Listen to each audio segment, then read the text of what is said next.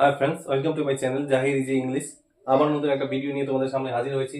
সেটা হচ্ছে narration change part 4, imperative সেন্টেন্সে NC.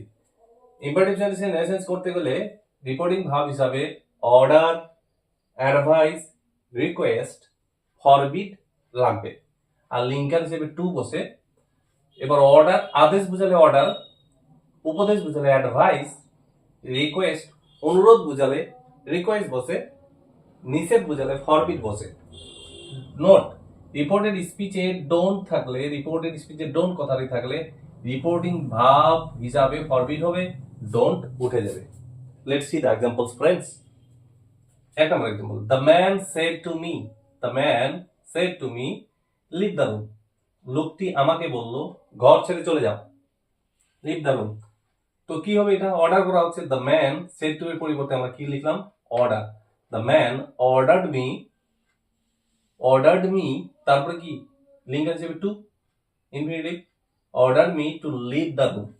Okay, let's see the another example. Father said to us, বাবা আমাদের বলল go to school at once, এখন স্কুলে যাও। তাহলে আদেশ করা হচ্ছে এখানে, father ordered us to go to school at once. Okay, father said to এর জায়গায় অর্ডার্ড হলো, আস তো আসি অবজেক্ট, তারপরে লিঙ্ক হিসেবে টু বসলো, to go to school at once. The lady said to her son, don't go outside, don't go outside, বাইরে যেও না। এটা কি হবে, এটা নিষেধ করা হচ্ছে, মানা করা হচ্ছে। এই জন্য আমরা কি করব, the lady said to এর পরিবর্তে বসাবো forbid। forbid এর past form হচ্ছে forbid, forbid her son to go outside. Okay, let's see the last example. The girl said to me, please give me a pen. মেয়েটি আমাকে বলল দয়া করে আমাকে একটা কলম দাও।